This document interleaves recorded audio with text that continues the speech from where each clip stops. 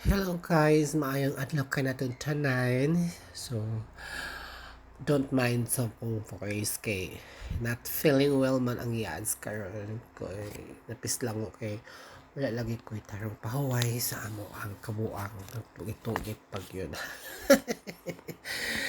So mao to guys, nangarimi og pasil kay ang akong amiga nagikan sa Manila kay gusto lagi siya mukaon og kanang larang. So ang larang nahimo na noong ko ang sumpa-sumpa. Wa mi nakaon sa larang amo lang giagian kay ang suggest man ko ni Casey Gatcho lami daw kaayo magpasumpa og isda nga labas o kaning nukos.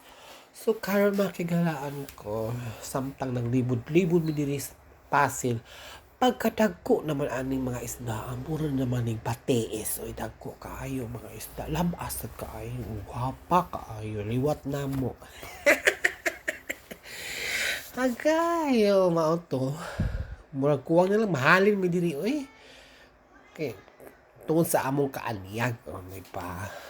So mao to sa among pagpili-pili diri nakapili gyud in town. O isda nga labas ug ang nokos.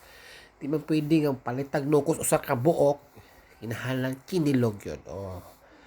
So mao to, mao ni among napalit ay usa ka isda dako kay usa ka isda. Og mao to siya usa ka isda.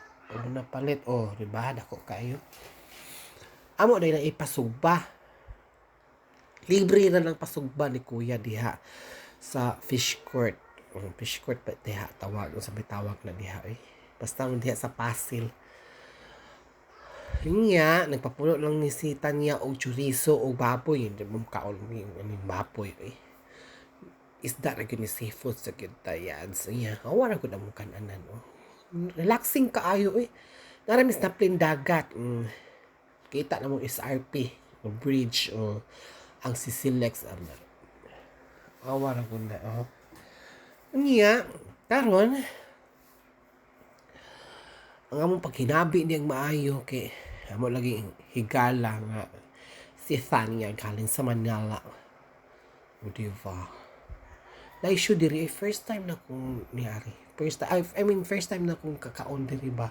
Ingon ani pa suba-suba. Karon pa ko diri. Dugay na magtingalin ni siya diri O diba? Among wapang mega busy kay linya. Ano siya, naluto na mo ang gipasugba nga isda ug ang chorizo and unod ug ang nukos. Lapangan na. Lapang na bayot. Man mong kaon, abot na pud misa tabuan.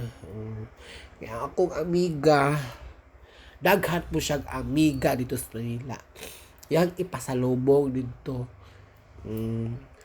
Pero, ang iyang ipasalubong, pwede sa pangitaon na. Lagaw nga buwad. Yung sa nang kalagawan na hanggaw ni mayutan. Yung mo ni tag-iyas buwad ay. Sa manadam. Mo na nang lagaw diha dam. Yan ang gipaabli. Among gipaabli ang kuan diri. Ito na nanak mo ni lagaw. Kanira siya na lagaw diri nga pwesto. Amo yung gipa ko na ako mega Pwede na los para sukad sa iyang pag-abot diri atong pag-webis ba to. Hantod karon wa na siya pahuway way tulganay. Nya mo biyahe naman dayon na siya.